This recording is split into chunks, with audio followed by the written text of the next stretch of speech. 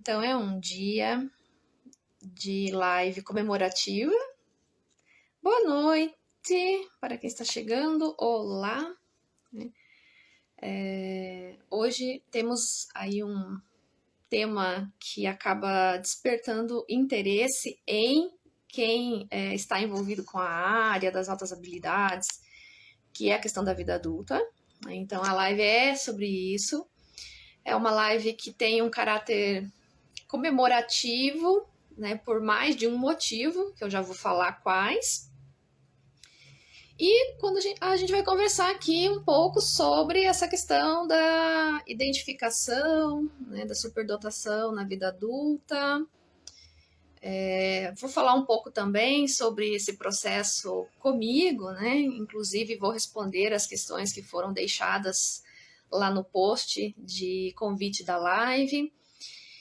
E como eu tinha comentado também lá no post, que eu ia trazer algumas questões em relação ao que está publicado sobre esse tema e tudo mais. Então eu fui atrás, né, de alguns materiais, mas aí o que eu percebi? Como tem bastante questões, eu decidi deixar um tempo menor para eu fazer o comentário sobre um artigo só. Eu ia fazer um comentário de mais de um, mas eu vou fazer só de um artigo e aí deixo as referências, né, a referência dele, para quem quiser buscar e ler aí com mais calma, né, o artigo inteiro. Um artigo muito bom na área com esse tema, eu gostei muito. Então, super indico, né? Mas depois eu deixo aqui a referência tanto na live, quanto depois, quando a live for pro meu canal no YouTube, eu deixo lá também, tá? Inclusive, lá no YouTube eu consigo colocar até o link do artigo. Ele está disponível gratuitamente na internet.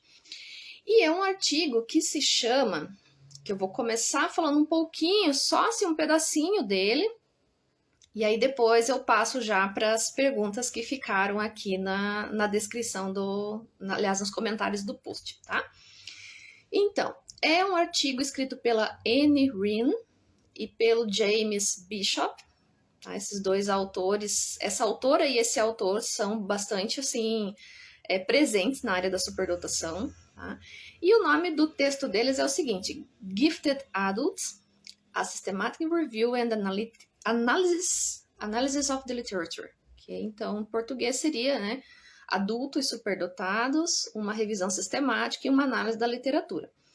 É um artigo muito bacana porque ele é uma revisão de literatura, então eles reuniram vários trabalhos e fizeram uma análise de vários estudos sobre a vida adulta da pessoa superdotada. Então é muito bacana, eles têm um conteúdo assim muito grande nesse artigo. Ele é um artigo maravilhoso, super indico, tá? Ele está publicado no Gifted Child Quarterly, né, que é uma revista assim também de grande peso na área da superdotação. Volume 59, número 4, publicado em 2015. Então, é um artigo também bem recente, em termos de pesquisa. Esse artigo ele vai falar de várias coisas. Então, eles fazem uma análise bem aprofundada, de uma ótima qualidade, a análise que eles fazem dos trabalhos que eles levantaram. Então, eles levantaram e trouxeram vários temas para discutir. E eu escolhi um pequeno trecho desse artigo, então, só para abrir aqui, digamos, né, a minha fala, para deixar também para vocês uma referência sobre o tema e para poder fazer link com as perguntas que foram deixadas nos comentários sobre a questão do descobrir, né, do saber da superdotação depois que você já cresceu, que você já não é mais criança nem adolescente. Então, uma das partes desse artigo traz justamente algumas características muito comuns das pessoas adultas superdotadas que esses autores levantaram dos trabalhos que eles pesquisaram. Então eu quero trazer aqui algumas apenas, né, dessas características, e também para poder estar falando um pouco delas aí ao decorrer da minha fala nas respostas das perguntas, né? Então, uma delas, que é uma característica marcante da pessoa adulta superdotada, é ter uma capacidade intelectual complexa. Então, o pensamento, geralmente o pensamento é muito rápido, as conexões são feitas com facilidade, ou seja, se compreende coisas, né, com uma certa complexidade. O sentimento, o sentimento de ser diferente das outras pessoas. Então, esse é um sentimento que acompanha a pessoa adulta. E não só adulta, né? Acompanha desde a infância e depois na vida adulta continua. O sentimento também, para alguns, né, de se sentir muito. É como se fosse uma sensação de não dar conta da própria criatividade, né, da criatividade tomar conta e de não se saber o que fazer com ela também. Então, essa é uma outra característica que participa da vida de alguns adultos. Eu digo alguns porque não são todos, né, que têm essa sensação, mas nesse estudo, dentro desse artigo, pontua como uma das características da vida adulta da pessoa superdotada. Outra também que é comum é a introversão, né, o voltar-se para si mesmo, né, muito embora não seja todas as pessoas, mas uma boa parte delas tende a buscar um pouco mais de introversão, né. A necessidade de solitude, ou seja, e aqui uma coisa bem importante, né, não é uma necessidade de solidão no sentido de, eu não quero ter contato com ninguém. Não, não é isso. É uma necessidade de solitude, ou seja, de ter o próprio tempo, de não ser incomodado, do tempo para pensar, o tempo para criar, o tempo para si próprio. Essa é uma necessidade muito, muito grande da pessoa superdotada adulta, em grande medida. E que acaba se tornando até uma característica nossa, né? Essa necessidade de ter o tempo para si mesmo, que muitas vezes outras pessoas não compreendem essa necessidade, e aí decorre um monte de questões, né? Outras características apontadas em outros estudos trazidos por esses autores nesse artigo. A necessidade de significado, então, ou seja, as coisas precisam ter um significado. Se a gente não encontra o significado das coisas, isso se torna algo que nos incomoda muito, né? Então, tudo precisa ter um significado. Não basta somente aquilo que muitas vezes para outras pessoas é suficiente. Para a gente não é. Então a gente quer mais, né? A gente quer mais, ir mais além em relação àquilo. E a gente quer compreender aquilo com muito mais profundidade, ou a gente quer construir algo com muito mais profundidade. Então é preciso significado das coisas, né? Para tudo, vamos dizer assim. Outra coisa que esses autores colocam, né? A capacidade de ver padrões de desenvolvimento e crescimento. Então, ou seja, nossa capacidade de perceber isso, ou seja, que está ali nas nuances, nos detalhes, né? O perfeccionismo também é mencionado, embora haja uma grande controvérsia nos estudos sobre perfeccionismo, né, entre a noção de um perfeccionismo que seria saudável e outro não, enfim, tem aí uma discussão grande em torno, um debate grande em torno dessa questão do perfeccionismo. O sentimento de ser incompreendida ou incompreendido, né, também é colocado como uma característica comum da pessoa superdotada adulta, de não ser uma pessoa compreendida pelos demais. A dificuldade também em compreender o comportamento de outras pessoas, né? Então, tanto a sensação de não ser uma pessoa compreendida, quanto também a dificuldade, muitas vezes, de compreender as atitudes, a forma como as outras pessoas vivem, como que elas tomam, né, suas decisões, o que elas fazem, o que elas deixam de fazer, como fazem. Então, ou seja, tudo isso também muitas vezes se torna difícil para a pessoa superdotada adulta compreender. Eu também vou comentar um pouco sobre isso nas respostas às perguntas, né? O sentido de humor, né, o senso de humor também é diferenciado da pessoa adulta superdotada, então eles colocam como característica, né?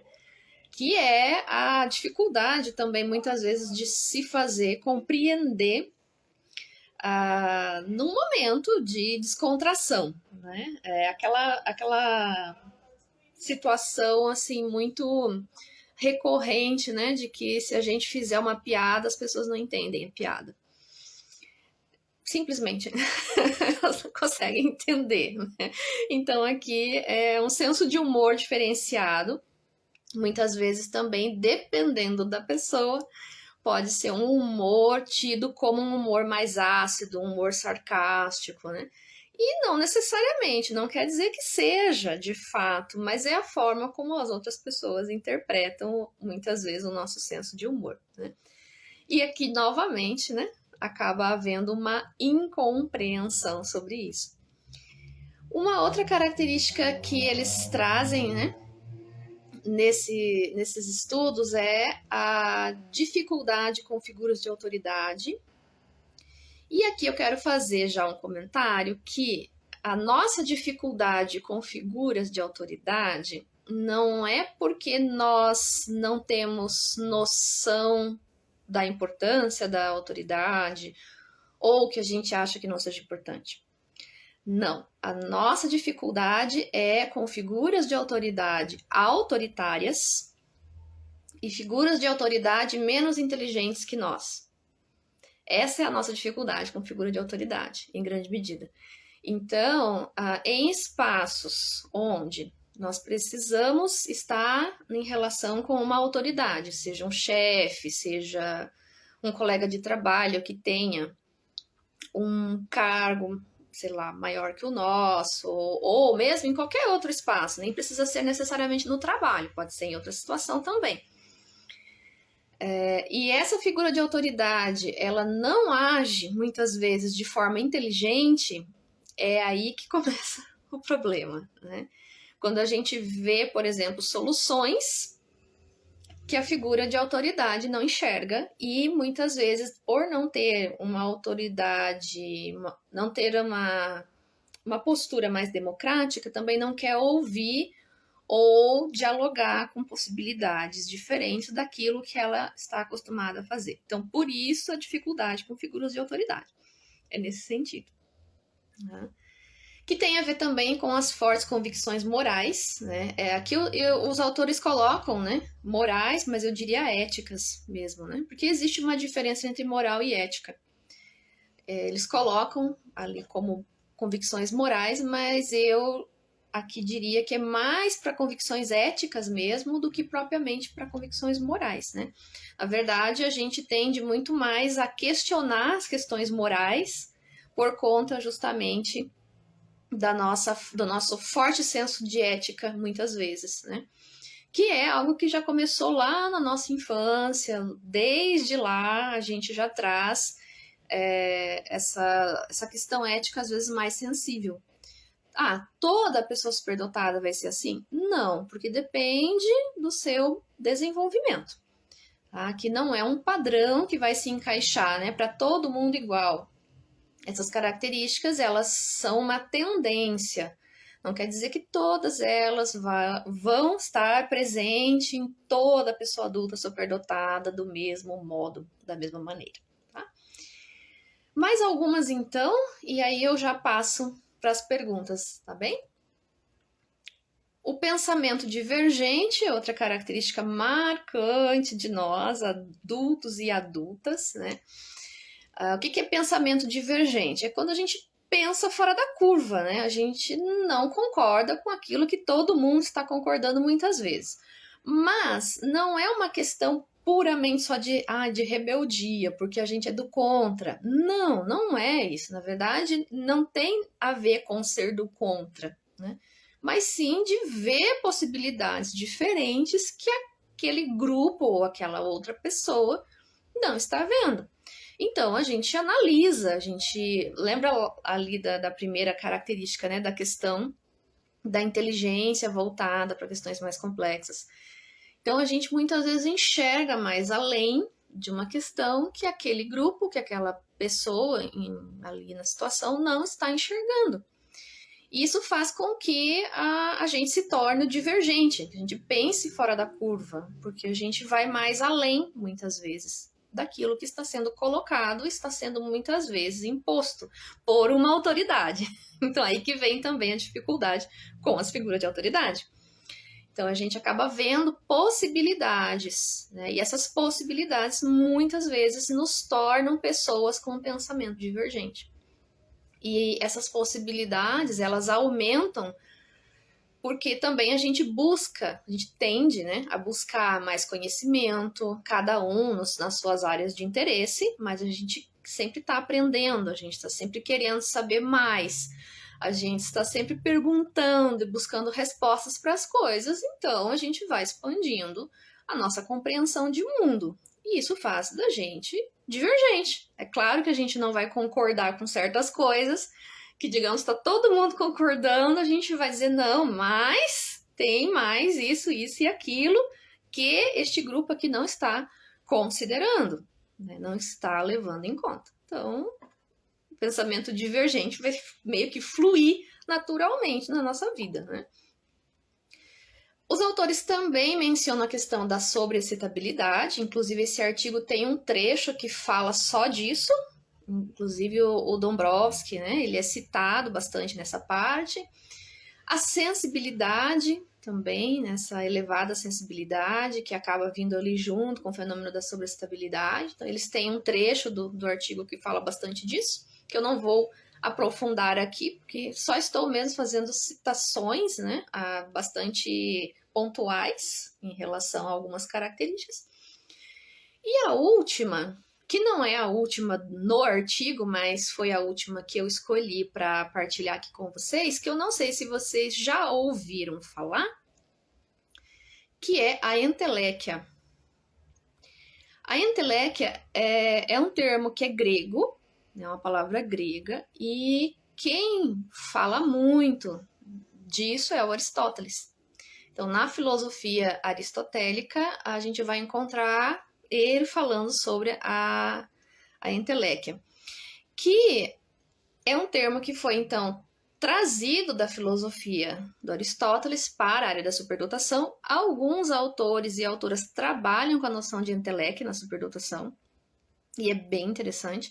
E eles afirmam que é uma característica de nós, pessoas superdotadas. Inclusive, aqui nesse estudo menciona a enteléquia, que em termos mais simples, sem adentrar aqui na profundidade da filosofia do Aristóteles, né?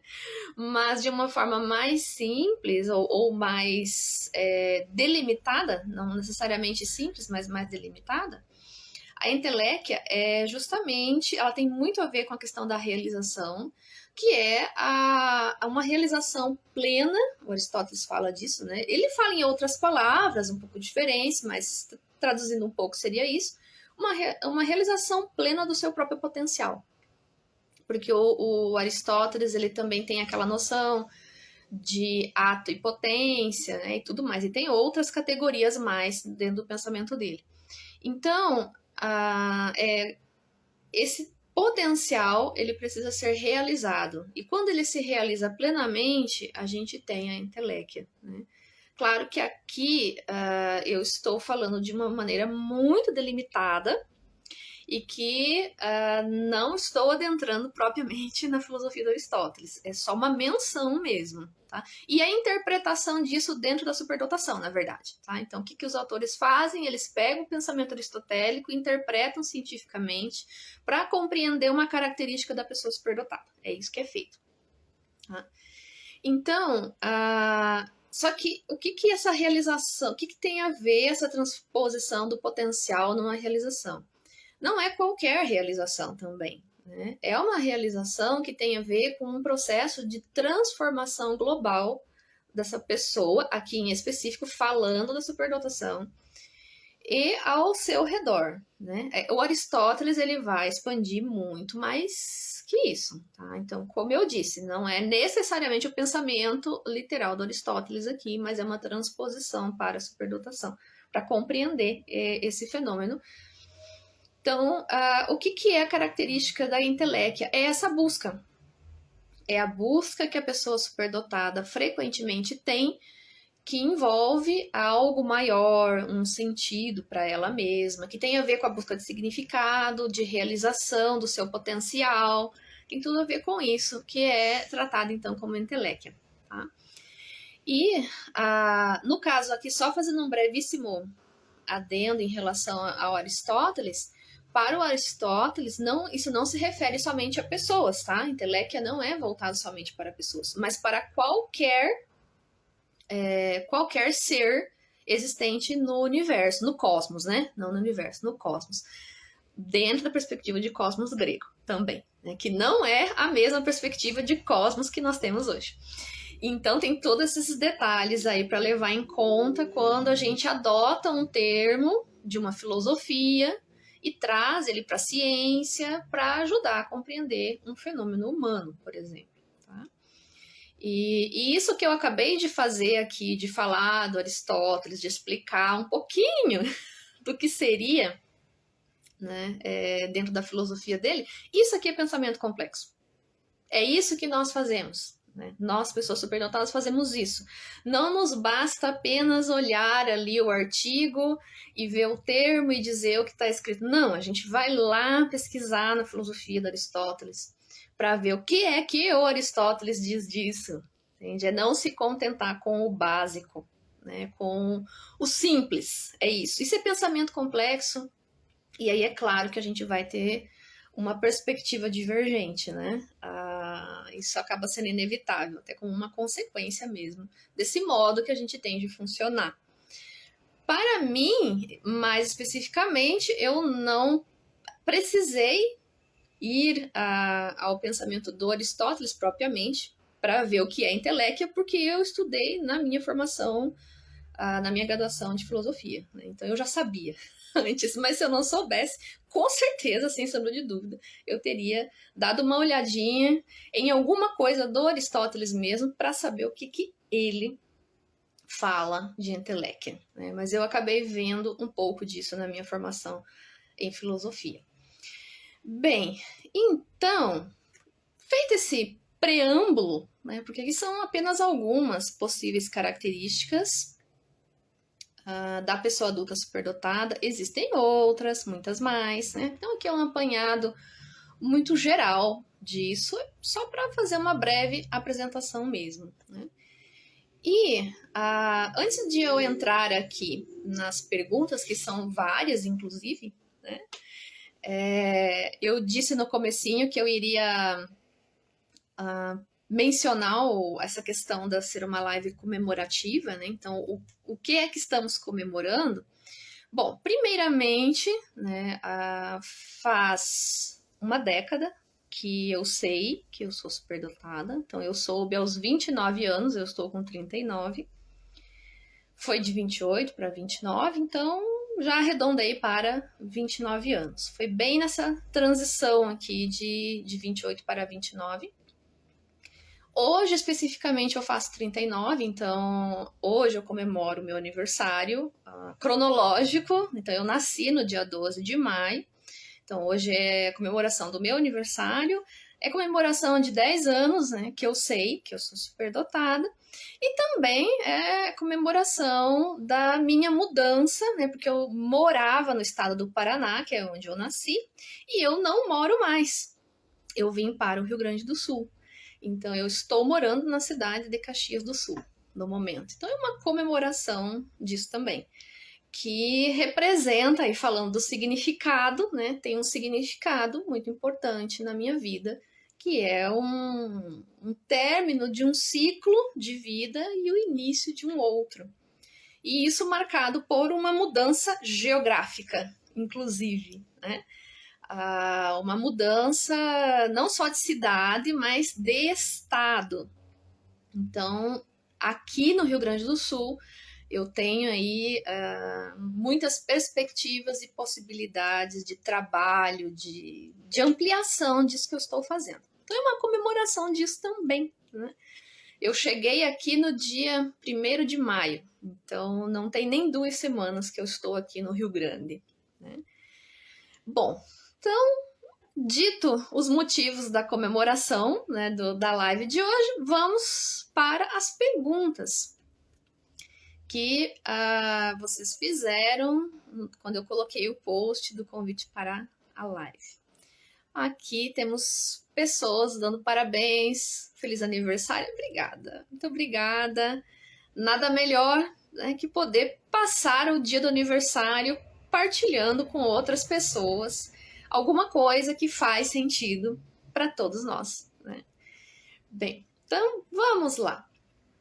Tem algumas questões que eu consegui reunir porque elas foram parecidas, né? Então, por exemplo, a primeira questão que a Ana perguntou o seguinte: como que você descobriu, né, as altas habilidades? Como tomou a decisão de fazer o teste? A Fabiana também perguntou como foi seu processo de identificação, né? Como você se sentia perdida ou não fazendo parte desse mundo antes de descobrir? Essa aqui eu respondo logo na sequência, né? A Ana também perguntou, teve medo, dúvidas do resultado? Então, essas questões aqui eu reuni para respondê-las todas juntas, né? Porque elas são bastante similares, né? Bom, o meu processo de saber que eu sou uma pessoa superdotada, ele foi um processo que é um pouco diferente, aliás, ele foi diferente do que aquela pessoa que decide fazer uma avaliação na vida adulta, por exemplo, né? Que procura um profissional, que procura uma equipe para avaliar. O meu processo ele foi em partes. E eu já acabei comentando um pouco sobre isso, acredito em outros momentos, então se alguém já tenha assistido alguma live anterior que eu já tenha falado sobre, eu vou acabar falando de novo aqui. Mas, primeiro momento, como eu acho que para eu poder responder isso, eu preciso contextualizar como que as altas habilidades chegam até mim, né? Então, estava eu na faculdade de psicologia, no 4º ano, e 4º ou 5º, deixa eu me localizar no tempo, no 5º, sim, porque eu me formei com 29, isso, então no 5º ano, não no 4º. Estava eu, então, ali no estágio, né? O meu estágio foi feito em escola, eu escolhi fazer meu estágio na área da psicologia escolar educacional, então eu fui direto para a escola para fazer estágio. Então, eu estava no estágio e trabalhando dentro de uma escola em período de observação, dentro de uma sala de aula. E um dia, a pedagoga da escola, ela chegou para mim e me pediu se eu poderia avaliar um menino dentro daquela sala de aula que eu estava observando, que ela suspeitava que ele poderia ser superdotado. O menino deveria ter uns 9 anos, agora eu não lembro exatamente, né, a idade cronológica dele, mas ele deveria ter uns 9 anos na época, 8, 9 anos por aí. E foi a primeira vez que eu ouvi falar em altas habilidades. E eu desconhecia totalmente esse assunto. Totalmente. E eu não tive absolutamente nada disso na minha faculdade, na minha formação. Eu tive uma disciplina de educação especial dentro, né, voltado para psicologia, mas eu só estudei deficiência. Eu nem ouvi falar de superdotação. Ela chegou para mim com essa demanda e eu, que nunca tinha ouvido falar disso, falei, não, eu avalio. Eu não sabia absolutamente nada de superdotação. E eu falei, não, mas eu vou estudar para avaliar ele, né? Eu não sei nem por onde que começa, mas eu vou atrás, eu vou estudar. E lá fui eu. Autodidata, né? Fui estudar. E quando eu comecei a entrar em contato com a área, fui atrás de artigos e fui lendo. Primeiro eu preciso saber o que é isso, porque eu não sei o que é. E aí eu vou né, tentar construir uma avaliação da melhor maneira que eu puder com aquilo que eu consegui aprender da área ali em curto tempo. Eu tinha pouco tempo para fazer isso, né? E quando então eu li acerca da superdotação, o que era, as características principais, eu fui lendo. Ali eu me identifiquei. E aí eu me lembro que o pensamento que me ocorreu foi: agora eu sei porque eu sou assim. Então foi ali uma autoidentificação, né? Foi o primeiro momento. Eu falei: olha, tá aqui a resposta do porquê eu sou desse jeito. Isso porque desde que eu era criança eu sabia que eu era diferente, que eu não era que nem as outras crianças. Eu tinha plena consciência disso. Mas eu não sabia o que era, né? Por que eu era diferente? Essa foi uma resposta que nunca eu tive. Mas ali eu pensei, eu sou assim, né? Eu sou desse jeito aqui que está nesses artigos, nesses trabalhos que eu estou lendo para avaliar o menino. Bom, então foi um primeiro momento, né? Eu posso dizer que foi um momento de autoidentificação. Avaliei o menino da melhor maneira que eu consegui na época, né? Acabei avaliando ele não de forma tão profunda, é claro, né? Eu era estagiária, eu era estudante, eu não tinha ninguém para me orientar, porque nenhum professor da faculdade entendia de altas habilidades. Então, eu avaliei o menino sozinha, né? Só mesmo ali de ler, de estudar. E aí eu me lembro que o professor do estágio, ele me deu ali uma orientação geral em termos de avaliação, mas ele não entendia nada de superdotação, então ele também não pôde me ajudar em termos mais específicos, né? Então eu avaliei o menino sozinha, por conta, assim, no sentido de com base só no que eu tinha lido, e o professor me deu um suporte ali na parte do teste de inteligência que eu apliquei, né? Eu apliquei o VISC com ele. Então, disso o professor entendia, então ele me ajudou, me orientou na interpretação dos resultados e tudo mais, mas o restante fui eu, né? Basicamente. Enfim, o menino, ele era superdotado, sim, e aí eu pude, né, dar esse feedback para a escola e tudo mais. Bom, esse foi o primeiro momento. Mas a coisa não parou por aí, porque depois veio o segundo momento. Então, isso eu estava com 29 anos, já de 28 para 29, né? No ano seguinte, eu já estava no mestrado, porque aí eu me formei aquele ano, com 29 anos, aos 30 eu já estava no mestrado. Felizmente, no mestrado tinha uma colega da minha turma que a pesquisa dela era em altas habilidades, ela trabalhava com isso, ela pesquisava isso, inclusive depois ela fez doutorado dela nessa área e tudo mais. Pedagoga. E um dia ela perguntou para mim se eu queria responder um questionário. E eu adoro responder questionário.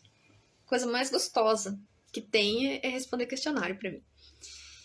E ela me deu um questionário, que é o questionário da Susana Pérez, com base na teoria do Renzulli. Aquele que a gente, inclusive, tem, né, aqui disponível no Brasil e tudo mais, para identificação preliminar, né, de levantamento de indicadores.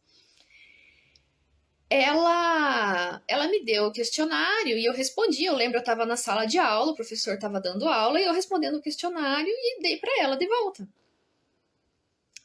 E aí, foi numa próxima aula, ela me trouxe o resultado e eu pontuei 100% no questionário da Susana Pérez.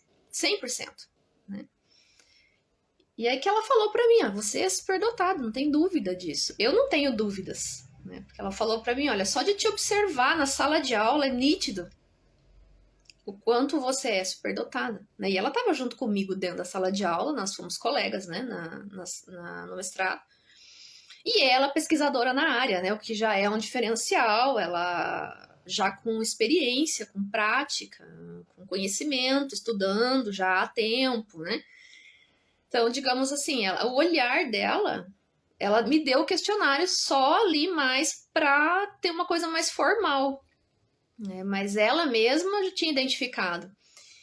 E eu pontuei 100% no questionário. Então, esse foi um segundo momento onde eu fui identificada por uma pedagoga que foi minha colega no mestrado. E aí, então, nessa altura, eu já sabia, né, que eu era superdotada, eu já sabia que eu era do tipo acadêmico intelectual, enfim. Um terceiro momento foi, então, que eu tinha muita curiosidade para saber qual era o meu QI, mas essa era uma curiosidade de muito tempo já, não foi por causa da superdotação, já era bem de antes. E nunca tinha tido a oportunidade de fazer a mensuração. Então, depois disso, eu passei pela mensuração do quociente intelectual, pedi para uma amiga minha, né, psicóloga, aplicar o teste de inteligência para mim. Eu não conhecia o teste ainda, eu conhecia só o VISC, que era para crianças, mas eu nunca tinha tido contato com o VAIS-3, que era a escala completa, e é até hoje, né? Ela foi revalidada aqui no Brasil. Então, eu fiz o VAIS-3, passei por ele, né? Ela aplicou para mim, e eu não tinha tido nenhum contato com o teste até então. E isso também é importante aqui, né? Localizar que quem tem contato com o teste de inteligência, o teste não vai ser válido para quem conhece o teste, né? E então ela aplicou para mim e aí eu fiquei sabendo, na época, né, qual era o meu quociente intelectual, que deu 130. Dentro das perspectivas de superdotação de 100 anos atrás, né, de mais 100 anos atrás, e também dentro dessa visão psicométrica, aí seria mais um indicador de superdotação, que é a questão do quociente intelectual muito superior, que é de 130 para cima, dentro das escalas Wechsler, por exemplo, né? Mas, enfim, isso era curiosidade mesmo. Não foi por causa da superdotação que eu fiz teste de inteligência. Foi por querer saber quanto que eu tinha e tudo mais. Era uma curiosidade já de muito tempo. E então foi assim. A minha identificação ela não foi uma avaliação formal, feita por um profissional só. Primeiro eu me identifiquei, depois foi a minha colega pedagoga que me identificou. E aí depois veio um complemento do teste de inteligência, mas não que eu desse assim um super peso para isso, né? Não era para validar nada, era por pura curiosidade mesmo. Então foi assim, né? Foi um processo gradual ali de quase uns 2 anos, se for pensar desde o momento que eu comecei a ler sobre superdotação até quando eu fiz o teste de inteligência. Porque eu só fui fazer o teste de inteligência quando eu tinha 31 anos. Então é quase uns 2 anos depois, né? Foi mais ou menos por aí. Então foi aí também que eu comecei a entrar em contato mais com a área, comecei a fazer a minha formação pessoal, né? Comecei a estudar, comecei a fazer cursos, ir em congressos, conhecer as pessoas. Eu me lembro que praticamente a primeira pessoa que eu conheci foi a Suzana Pérez, que é aí um grande nome na área, né? Eu me lembro que fui numa palestra dela, foi uma das primeiras pessoas que eu conheci pessoalmente, falando das pessoas que estudam, né? Que a gente tem mais conhecimento, assim, que elas estudam e pesquisam e tudo mais. Então eu lembro que foi a Suzana Pérez e depois eu fui conhecendo algumas outras pessoas também, nos congressos e tudo mais, né? E aí que eu fui aos poucos, né, adentrando na área, participei de pesquisas, entrei para grupo de pesquisa na área e tudo mais. E assim foi, né, e tô aqui até hoje. Enfim, então, como que foi meu processo? Foi assim, foi um processo gradual e não foi um processo feito por um profissional só ou por uma equipe, né, foi diferente, né? Até a minha identificação, minha avaliação acabou sendo diferente. Então, a pergunta que a Ana fez aqui, né? Teve medo, dúvida do resultado? Não, porque foi um processo que começou com a minha autoidentificação e depois só foi se confirmando em outros momentos, né? Então, eu não passei por essa experiência dessa forma. Bom, vamos para a próxima pergunta, então. A Fabiana perguntou: você se sentia perdida ou não fazendo parte desse mundo antes de descobrir? Perdida não, mas fora desse mundo sim. muitas vezes, né? Essa foi uma vivência muito, muito frequente na minha vida, de sentir que eu devia ser de certo de outro mundo, não sei de qual também, né? Mas daquele mundo ali, das pessoas comuns, né? Como eu pensava, que as pessoas eram comuns e eu não, né? Que eu era incomum. Então, essa experiência, sim. E é uma experiência vivida até hoje. Ela não deixou de ocorrer, né? Só que hoje ela é diferente, hoje eu tenho mais consciência, eu tenho mais maturidade. Então, hoje essa experiência, eu sinto de modo diferente do que há 10 ou 20 anos atrás. Mas a sensação de não fazer parte desse mundo comum é uma sensação desde a infância. Eu sempre tive essa sensação, né? Mas não de me sentir perdida, nesse sentido não. E eu acho que, pensando agora, por que eu não me sentia perdida? Eu acho que porque eu tinha muita clareza das coisas que eu queria desde a infância. Não tudo, é claro, né? Porque é um processo de maturidade. Mas quando eu era criança, tinha coisas que eu queria e para mim aquilo era muito assim, palpável, né? Por exemplo, quando eu tinha uns 8 anos, eu decidi que eu ia falar várias línguas. Então eu queria aprender a falar várias línguas. E é uma coisa que, inclusive, estou realizando até hoje, né? Então, assim, uma decisão. Outra coisa, um outro exemplo. Nas minhas brincadeiras de criança, olha aqui o exemplo também de a sensação de não fazer parte do mundo comum. As meninas da minha idade, a gente ia brincar de casinha, uma brincadeira comum, né, das meninas, e eu também brinquei de casinha, brinquei de várias coisas e brinquei de casinha também. Brinquei de casinha, brinquei com boneca. Mas as meninas da minha idade, na fantasia delas, na imaginação delas, a casa onde elas brincavam ali, elas tinham marido, elas eram casadas e a boneca que era o bebê era filho dela com o marido. Essa era a brincadeira das outras meninas. A minha brincadeira era diferente. Eu morava sozinha, eu não tinha marido, já começava por aí. Eu não era casada na minha brincadeira, eu não tinha marido e a minha boneca era adotada. Então, essa brincadeira, para mim, era diferente do que para as outras meninas. Então, enquanto todas as outras meninas eram casadas com seus maridos, né, na fantasia, na imaginação, e a boneca era a filha do casal, na minha fantasia, eu era uma mãe independente e ainda a boneca era adotada.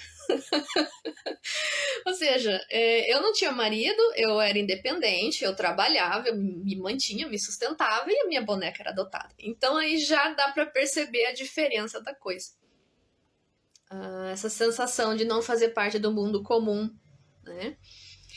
Então, aqui só para dar pequenos exemplos. E aí, dessa brincadeira, eu já me visualizava, depois eu fui crescendo, então eu já me via estudando, eu me via sendo uma profissional em alguma coisa, muito embora eu não soubesse exatamente no que seria quando eu era criança.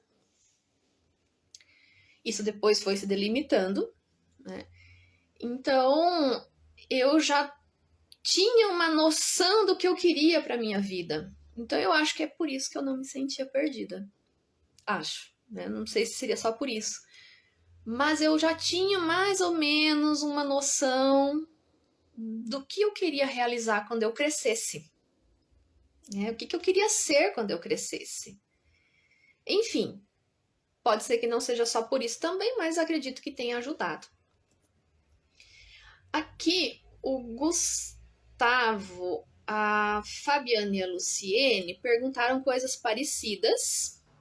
Então, eu vou também responder aqui juntando a pergunta de todos eles. Então, Gustavo perguntou: houve diferença positiva para a sua saúde mental advinda do laudo de altas habilidades? Bom, eu não tive laudo, né? Foi um processo diferente. A Fabiana perguntou: e o que mudou após a descoberta? A Luciene: que diferença fez para você ser identificada e se identificar com essa condição? E a Daniela também perguntou quais ressignificados na vida a identificação pode trazer. Bom, eu até anotei aqui para eu não esquecer de falar nada, porque é muita coisa, então eu poderia esquecer várias delas, né? Que o pensamento linka muito, né? Uma coisa com outra, a gente começa falando de uma coisa, daqui a pouco está falando de um monte de outras coisas. Então, por isso que eu anotei aqui, fiz uma lista para eu não fugir muito e começar a falar de um monte de outras coisas. Bom, o que mudou? Mudou muita coisa de lá para cá, pensando que são 10 anos de alto investimento. Eu acho que essa é uma questão fundamental. Só o fato de saber que é uma pessoa superdotada, eu acredito que já muda muita coisa, principalmente quando você sabe o porquê que você é assim, que foi o meu caso, né? Então, a primeira coisa que mudou, então agora eu sei por que eu sou assim. Então, é claro que mudou, né? Só ali já foi o começo de tudo.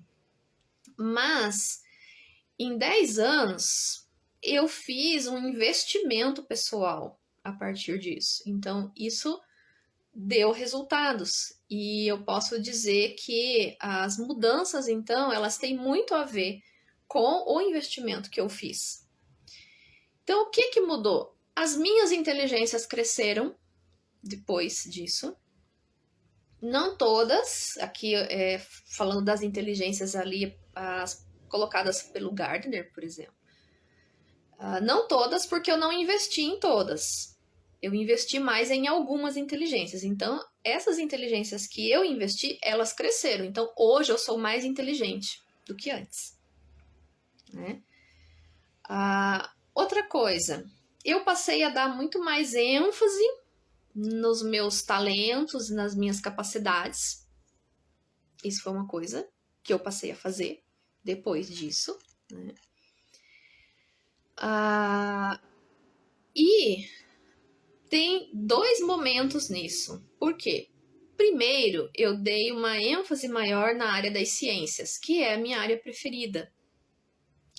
Esse é um ponto também que eu sabia na minha infância. Quando eu crescer, eu vou ser cientista. Foi uma coisa que eu escolhi lá na infância. Então, esse era um foco na minha vida. Eu serei cientista, né? Mesmo que eu não soubesse de que ciência necessariamente seria, mas eu ia ser cientista. Ponto. E foi algo que eu me tornei, por sinal, né? Então, eu dei primeiro ênfase nas minhas habilidades em torno da ciência. Está fazendo, acho que uns 3 anos, mais ou menos, que eu passei a olhar também para a liderança, porque eu também sou superdotada em liderança. Então, a liderança eu não dei tanta ênfase antes, mas eu passei a dar maior ênfase tem mais ou menos uns 3 anos. Então, agora que eu estou investindo, quer dizer, agora, mais ou menos uns 3 anos para cá, que eu estou investindo na minha superdotação em liderança. Tá? Então, tem 2 momentos aí que eu posso dizer desse investimento que mudou, né? Ou seja, então, o que mudou? Eu circunscrevi melhor as minhas áreas de interesse a partir que eu soube que eu sou superdotada. Então, eu passei a investir mais nelas. Porque aí eu sabia, né, que ali estava um grande ponto de potencial e que eu podia investir ali, ou seja, um investimento mais diretivo, né? Eu acho que isso é uma grande mudança. A gente, ao saber, a gente pode investir naquilo que a gente sabe que é a nossa grande área. E circunscrever mais a nossa energia, o nosso tempo para aquilo que a gente gosta, que a gente se interessa, né? E assim por diante, né? Cada um daí na sua área. Mas eu fiz isso. Primeiro na área da ciência e agora mais recentemente na liderança. Tá? A Fátima está perguntando: você acha que a criança deve saber dessa condição? Qual a idade? O mais cedo possível. Quanto antes eu digo melhor. Porque é algo que é nosso. Então, se é nosso, nós merecemos saber quem nós somos. Porque nós somos diferentes das outras pessoas. E não adianta a gente querer se encaixar. Porque a gente não vai se encaixar. E nem tem que, né? Então, quanto antes a gente souber, melhor. Porque a gente vai crescer sabendo quem nós somos. E essa é a coisa mais importante que existe na vida, a meu ver. E não só para quem é superdotada, superdotado, mas qualquer pessoa, né, com qualquer condição. Aqui tem mais uma pergunta que é assim: alguém mais da tua família é superdotada? Olha, não tem ninguém identificado oficialmente, né, assim com avaliação e tudo mais. Ou pelo menos não que eu saiba, né, ou de outras pessoas. Mas eu vejo, por exemplo, indicadores de superdotação na minha mãe. Ela tem indicadores. Meu pai também tem, só que perfis bem diferentes, né? De perfis diferentes. Então, a minha mãe, por exemplo, ela tem indicadores de superdotação acadêmica e intelectual. E o meu pai tem indicadores de superdotação produtivo-criativo. E em áreas também diferentes. Então, eles não passaram por uma avaliação formal, mas eles têm os dois, né? E isso, inclusive, é algo que hoje para mim faz muito sentido, esse fato também, porque a forma como eu fui educada foi também diferente das pessoas da época. Então, meus pais também eram divergentes, meus pais também eram fora da curva, bastante fora da curva, comparado às outras famílias. Então, eu recebi uma educação diferente do que as outras crianças também recebiam, sendo que nós éramos do mesmo espaço, na mesma época e, digamos, com a mesma cultura, porque eu cresci no meio rural. Eu morei no sítio até 19 anos. Então, uma comunidade rural de uma cidade de interior, que eu sou do interior do Paraná, uma cidade bem pequena, e eu ainda morava na zona rural, né, onde as famílias eram todas muito homogêneas. Não havia pessoas diferentes, né? Todo mundo bem ali igual no seu modo de viver, no seu modo de conduzir a educação das crianças e tudo mais. E eu já recebi uma educação diferente. Hoje, por exemplo, eu tenho a consciência que eu tive uma educação bastante feminista dos meus pais. Enquanto que as outras famílias eram extremamente machistas, né? A educação das crianças era machista e patriarcal. E eu já não. Eu já recebi uma educação bastante voltada para o feminismo, bastante voltado para questões que eram completamente ignoradas pelas outras famílias. Então, por isso que eu também acredito que haja aí uma neurodivergência também dos meus pais. Por quê? Eles eram, respectivamente, os filhos muito diferentes também das suas famílias, né? Então, eles, tanto meu pai quanto a minha mãe, na história deles, eles eram os filhos divergentes, aqueles que não combinavam com a família também, né? Então, são vários indicadores aí de possibilidade, né? Não fizeram uma avaliação formal para isso, mas tem aí toda uma história que indica muita coisa, né? Bom, o que mais então que mudou para mim depois que eu soube que eu sou superdotada? A própria descoberta da área da liderança, que não foi ali logo no início. Então, no início foi identificada a área de ciências, né?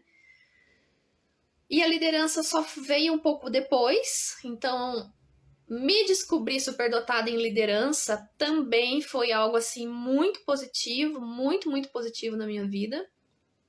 Fiquei muito feliz, inclusive, quando eu soube que eu sou superdotada em liderança. E é algo que explicou muita coisa na minha vida. Eu sempre fui aquela de, sim, de liderar os grupos, aquela de organizar as pessoas, né, nas brincadeiras, as crianças, e principalmente, mesmo que eu não assumisse aquela liderança de ponta, aquele que mandava nas brincadeiras ou algo assim, não. Eu sempre fui aquela que buscava resolver os conflitos. Então era esse tipo de liderança que eu exercia desde que eu era criança. Eu sempre buscava resolver as situações que surgiam entre as crianças. Então, nem sempre eu era aquela que conduzia a brincadeira, por exemplo. Mas se surgisse algum problema, lá estava eu querendo ajudar a resolver. Então, é mais esse perfil também, né, de liderança. Outras coisas que eu fiz a partir de que eu soube da minha condição neurodivergente. Eu busquei construir um ambiente interno, um ambiente interno mais saudável para mim, que fosse seguro para mim mesma. Eu busquei por pessoas com quem eu posso ser eu mesma. Então, pessoas com quem eu possa trocar ideias, projetos, pessoas que eu sei que vão me compreender, que vão me aceitar como eu sou, que vão me valorizar e que vão me respeitar. Então eu passei a buscar muito mais essas pessoas, porque aí eu sabia que elas existiam e que geralmente são as pessoas também diferentes, né? Que nem sempre são superdotadas também. Né? Aqui eu acho que é importante isso. Nem sempre uma pessoa superdotada vai compreender outra pessoa superdotada. Porque vai depender muito do nível de maturidade que a pessoa tem. Isso é muito importante. Então, eu já encontrei pessoas que não são superdotadas com quem eu consigo ter uma relação muito saudável, de crescimento. Mas também são pessoas que são mais maduras, mesmo não sendo superdotadas. Né? E da mesma forma, tem pessoas superdotadas que, por o seu nível de maturidade ainda estar menor, são pessoas mais difíceis também de se conviver. Né? Então, tem tudo isso. Mas é claro que eu posso dizer que a maioria das pessoas próximas que eu tenho, elas têm aí, ou elas são superdotadas ou elas têm traços, mesmo que elas não sejam identificadas, né? Então, eu passei a ter uma maior compreensão de mim mesma, isso foi um grande ganho, de saber da minha neurodivergência. Hoje não, já tem algum tempo que eu faço isso. Eu me esforço, eu busco, tento encontrar formas de me relacionar com pessoas de um nível intelectual mais alto e um nível emocional mais alto também. Isso faz muita diferença na minha saúde mental. Então, eu busco me envolver emocionalmente com pessoas que tenham uma compreensão maior das coisas, tanto intelectualmente quanto emocionalmente. Então, isso faz muita diferença. E eu, hoje, né, eu sei que isso é fundamental. Eu diria para qualquer pessoa, mas principalmente para nós, que somos pessoas neurodivergentes e temos todo esse modo de funcionar diferente da maioria, né, vamos dizer assim, ou de uma maioria. Então hoje eu invisto muito mais nas ligações afetivas do que há 10 anos atrás, por exemplo. Eu invisto muito mais. E eu invisto muito em rede de apoio. E isso vem da minha superdotação de liderança. Hoje eu sei disso. Então, saber que eu sou superdotada em liderança me ajudou muito a eu pegar esse potencial que estava guardado, que eu não sabia que ele era isso, e colocá-lo em prática. Então, como que eu faço isso? Eu faço isso buscando rede de apoio, construindo rede de apoio profissional, rede de apoio pessoal, né? Aqui a rede de apoio profissional, me envolver com outros profissionais da minha área para ter trocas, para quem indicar uma pessoa, porque eu não consigo atender da conta de todo mundo. Tem coisas que fogem à minha área de trabalho, eu não atendo, eu não trabalho com aquela faixa etária, por exemplo, eu não atendo criança e adolescente, eu só trabalho com adultos. Mas eu preciso de profissionais que eu confie para poder indicar para as famílias. Então, eu venho trabalhando numa construção de rede de apoio profissional, para dar só um exemplo. E a rede de apoio pessoal, que são as amizades, que é uma coisa fundamental para a gente crescer, porque a gente não cresce sozinho. A gente precisa de construção de rede de amizades. Amizades que são realmente profundas, né? Que sejam profundas, que atendam nossas necessidades afetivas, que nós temos, todos nós, seres humanos, né? Não só pra gente que é neurodivergente. Qualquer pessoa precisa de uma rede de apoio. Então eu venho investindo muito mais nisso desde que eu soube que eu sou superdotada.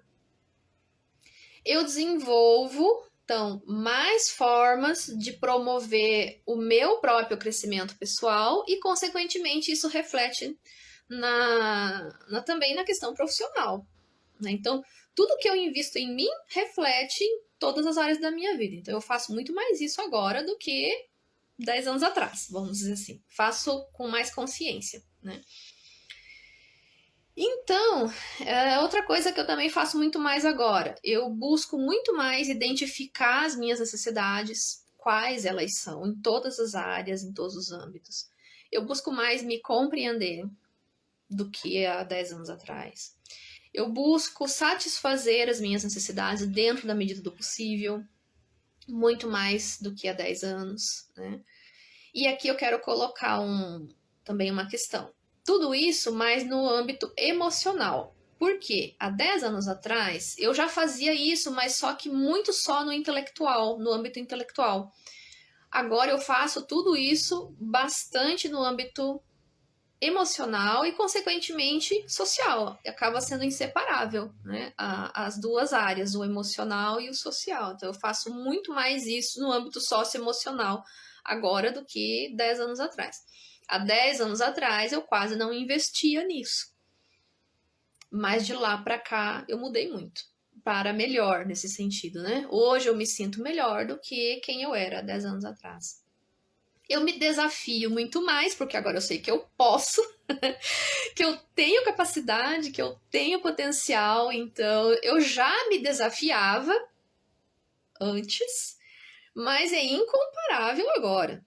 Agora eu me desafio muito mais, eu me lanço muito mais em projetos, em ideias, em possibilidades, em criação de coisas novas. Então, uma coisa que eu adoro fazer, eu faço com muita satisfação, é a criação de instrumentos científicos. Então, eu trabalho muito com a construção de questionários.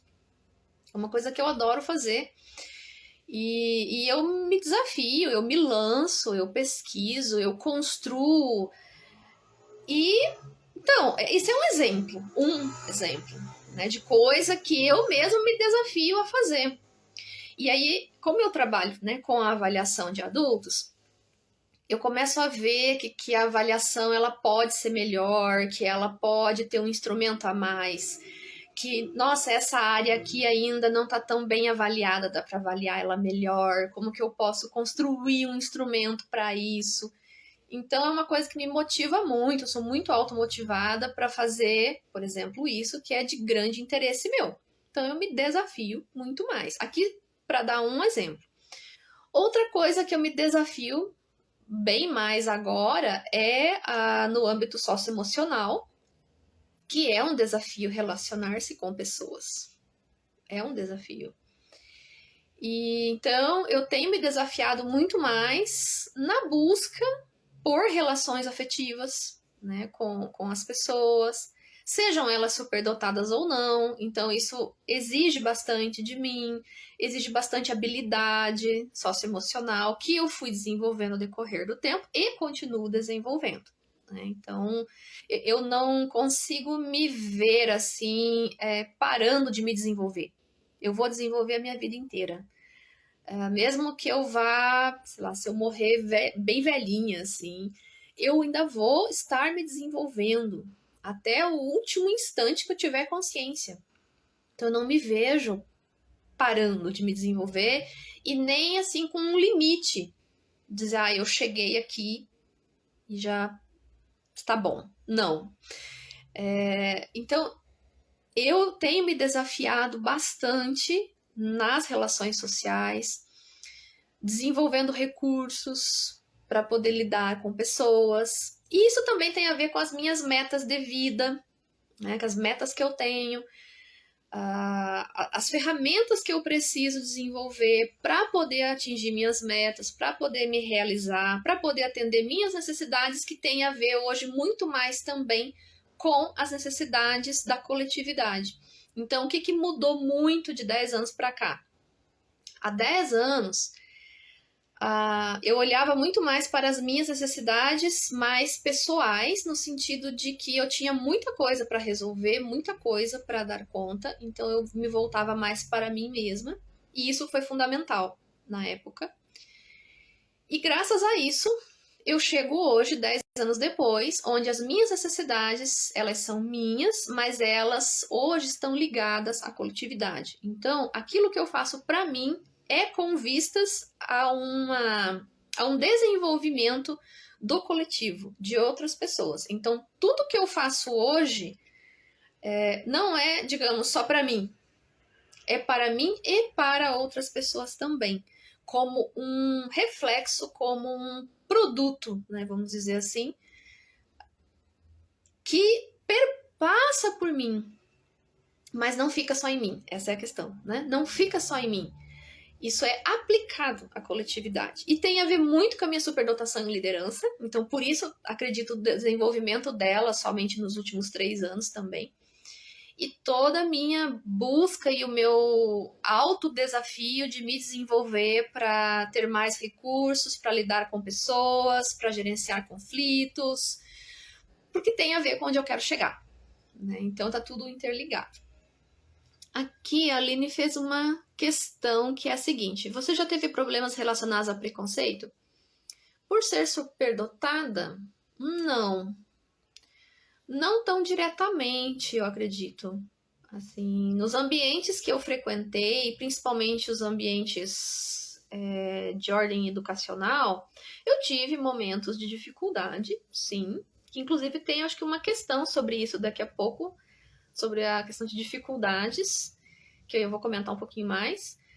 Mas um preconceito, assim, declarado, não. Mas aquele preconceito implícito, né? Que facilmente se torna explícito a depender do meio social que a gente está. Então, o preconceito contra a inteligência, sim, claro, né? Porque nós, pessoas inteligentes, sofremos preconceito por sermos inteligentes. O preconceito por ser diferente, também. Né? Então, e aqui entra a questão de gênero, né? Então, você ser uma mulher superdotada também, isso pesa, porque tem coisas que nós mulheres não podemos fazer, né? Por conta dessa perspectiva machista de mundo. Então, sim, né? Por ser mulher e por ser... Aí associa mulher e superdotação, né? Preconceito, então, contra a inteligência, preconceito contra ser diferente, e aí eu associo com a questão de gênero, né, para algumas coisas, e enfim, e outros mais, que daria uma live só para falar disso também. Então eu não vou aprofundar tanto essa resposta em função que a gente tem outras questões aqui que também são tão profundas quanto, né? Mas daria aí um grande tema para uma outra live. E uma outra coisa aqui, só mais uma que eu tenho me desafiado mais é na aprendizagem de línguas, né? Que é um desejo desde a infância e que agora eu estou realizando cada vez mais, só que agora eu me sinto muito livre para realizar o meu amor pelas línguas, né? Que é uma coisa, assim, para mim, que é uma das coisas que eu mais amo, são as línguas e as linguagens. E então eu estou aprendendo a minha 9ª língua, né? Então das que eu já falo, ou das que eu já estudo. E essa semana, inclusive, eu descobri uma coisa que eu não sabia, que é o fato de que a ONU tem 6 línguas oficiais. Eu não sabia disso. Eu fiquei fascinada por isso, né? E então, quando eu vi que a ONU tem 6 línguas oficiais, eu falei, eu vou aprender a falar todas as línguas oficiais da ONU. Das 6 eu já falo 3. Estou aprendendo uma quarta e semana que vem vou começar uma quinta. Então, no momento, eu estou aprendendo polonês, russo e vou começar o árabe na semana que vem. Eu estava até então estudando alemão, polonês e russo, mas o alemão eu deixei momentaneamente ele um pouco para eu poder estudar árabe. Então eu vou estar aprendendo árabe também. Então esse é um desafio, né? É um desafio estudar várias línguas ao mesmo tempo, ou seja, você ter aula de polonês, de russo, de árabe na mesma semana e aprender as 3 simultaneamente. Então, é um desafio que eu tenho colocado para mim já há algum tempo. Para citar aqui mais um, né, dos desafios que eu coloco para mim. Então, eu me desafio muito mais agora do que há 10 anos atrás, por exemplo. Né? Aqui temos mais uma questão. Que projeto você tem em Caxias? Bom, aqui eu vou fazer várias coisas. Várias. Eu não vou responder minuciosamente agora, porque eu ainda estou organizando todas as coisas que eu vou fazer, tá? Mas eu vou fazer muita coisa aqui. Né? Eu vim para fazer muita coisa, inclusive. Né? Bom, então, 10 anos depois que eu soube, né, que eu sou superdotado, o que mudou?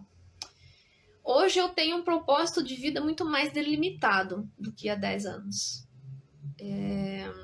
Eu tenho um sentido de vida muito mais delimitado também do que há 10 anos. E esse sentido, ele tem uma relação muito direta, aliás, ele tem total relação com a minha existência sendo útil para algo maior. Maior que eu mesma. Onde eu possa fazer parte de algo maior, algo significativamente maior. O que é esse algo maior? Bom, eu diria que é poder ajudar outras pessoas a também terem contato com aquilo que elas não têm. Isso aqui em qualquer âmbito da vida, né? Mas principalmente o contato com o seu potencial e a transformação dele em alguma coisa que elas queiram para a vida delas. Assim, resumindo muito. Se eu for começar a falar disso aqui, eu vou me estender demais. Então, por isso que eu fiz assim um resumo do resumo, né? Mas hoje eu tenho um propósito de vida muito mais delimitado. Eu tenho um sentido de vida mais consistente, vamos dizer assim. Ou seja, aqui eu posso dizer que eu estou mais plenamente realizando a inteléquia, né? Aquela lá colocada pelo Aristóteles. Aqui temos uma questão que é a seguinte: você tem alguma religião? Não, eu nunca tive religião.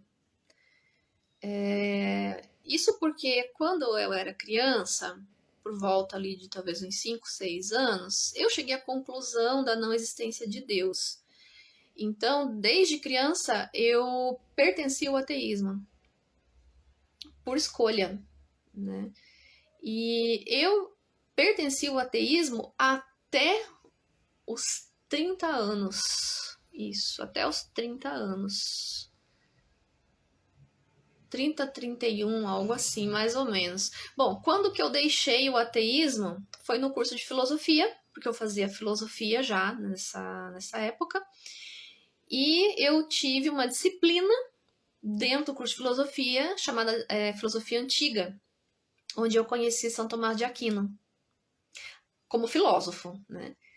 E quando eu li São Tomás de Aquino, a minha mente se expandiu, né? Tomás de Aquino, para mim, é uma pessoa que fez uma diferença muito grande na minha vida, porque a forma como ele colocava a existência de Deus e como é que a filosofia se relacionava com isso, para mim, assim, foi incrível o que aquele cara fez. Então, quando eu li São Tomás de Aquino, aí eu mudei. Aí eu deixei o ateísmo, porque o ateísmo deixou de fazer sentido, aí eu passei a ser agnóstica. Né? Então eu tive uma abertura para uma outra possibilidade. de compreensão do cosmos e tudo mais. Então, de lá para cá, eu sou agnóstica. Mas o ponto marcante mesmo foi Tomás de Aquino. Quando ele traz, assim, com uma sabedoria incrível, a discussão do divino com a filosofia e tudo mais, né? E Spinoza? Bom, Spinoza eu não estudei na faculdade. Eu não cheguei a ter contato com mais profundidade com a obra do Spinoza. Eu vi muito superficialmente Spinoza na graduação. Assim, umas pinceladas muito por cima. É um autor que eu ainda quero ler mais. Eu li um pouquinho Spinoza depois, né? Mas voltado mais a outras questões que o Spinoza discute, né? Mas, enfim, é isso, né? Eu nunca tive uma religião propriamente, e até porque lá na infância, né, eu tive toda uma decisão com relação ao divino e tudo mais. Pensando aqui no divino cristão especificamente, né? Nesse sentido. Então, é isso. Tudo isso que mudou depois que eu sou superdotada.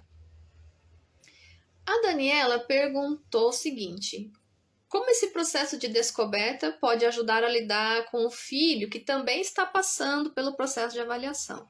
Bom, essa é uma questão que eu acredito que primeiro, sim, é possível que haja uma contribuição, né? Como exatamente, eu não saberia dizer, porque é um processo muito individual de cada pessoa. Mas, em linhas muito gerais, eu acredito que toda vez que a gente sabe quem nós somos, isso automaticamente faz com que a gente passe a nos olhar de uma maneira diferente. E toda vez que a gente se olha de uma forma diferente, a gente tem a possibilidade de agir diferente no mundo. Eu sei que é uma resposta muito ampla, muito generalista e até meio vaga. Mas é porque, de fato, é uma questão muito peculiar e vai se aplicar, digamos, de forma muito específica a cada situação. Então, de que modo pode ajudar? Vai depender muito mesmo de cada caso, eu acredito, né? Aqui a Flávia, ela está perguntando o seguinte: qual conselho daria para quem convive com um adulto recém-identificado e passando por negação? Bom, eu acredito que a primeira e a mais importante coisa é o respeito ao tempo do outro. Por que ocorre a negação? Porque entrou num choque com aquilo que a pessoa acreditava que era. Porque, assim, muitas pessoas superdotadas, elas não crescem acreditando que elas têm um potencial, que elas são capazes, né? Que elas têm aí um mundo a conquistar, né? Elas não crescem sabendo disso. Muitas vezes elas crescem acreditando no contrário, que elas são incapazes, que elas não têm o merecimento de coisas boas na vida dela, que ela não, nem mesmo merece se realizar. Então, a negação, muitas vezes, ela tem a ver com isso, com um choque que a pessoa leva, tipo um susto mesmo, sabe assim, um susto, um choque. Então, a princípio, ela nega porque aquilo tá demais para ela naquele momento, né? Aquela informação que ela tá tendo dela mesma é algo que vai muito contra aquilo que ela sempre acreditou como sendo ela. Então, o que a gente precisa fazer nesses casos? Respeitar o tempo e o espaço da pessoa, porque ela vai elaborar isso de alguma forma.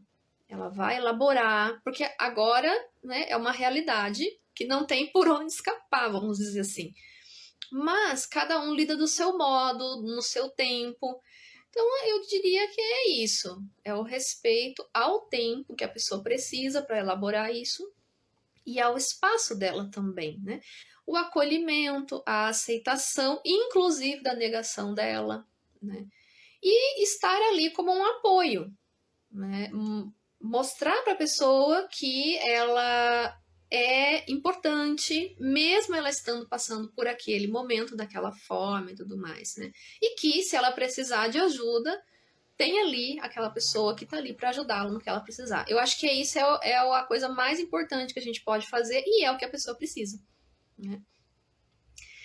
Bem, temos aqui mais algumas questões. A Marcela perguntou: você teve dificuldades sociais ao longo da vida?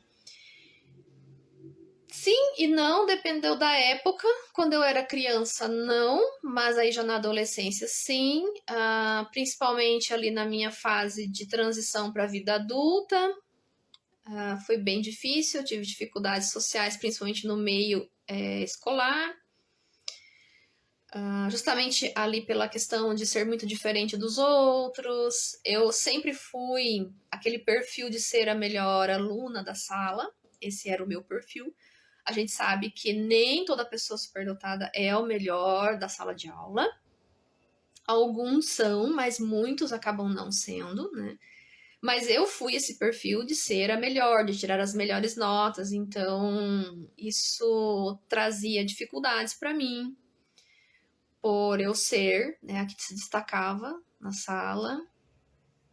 Também as dificuldades sociais tinham a ver com a disparidade muito grande de mundos, né? O meu mundo era diferente do mundo das outras pessoas e eu não sabia lidar com o mundo das outras pessoas. Eu não tinha recurso para isso, eu não sabia como lidar com o modo de ser das outras pessoas. Então isso me trouxe dificuldades. Na faculdade também, nos primeiros anos, muita dificuldade de socialização. Eu era bastante isolada na faculdade. Eu quase não consegui fazer amigos na faculdade de psicologia. Eu fiz alguns poucos amigos, bem poucos mesmo. Bastante também por questão das minhas dificuldades. Por um lado, por falta de afinidade, sim, isso é real. Se a gente não tem afinidade com todo mundo, aí tudo bem, né?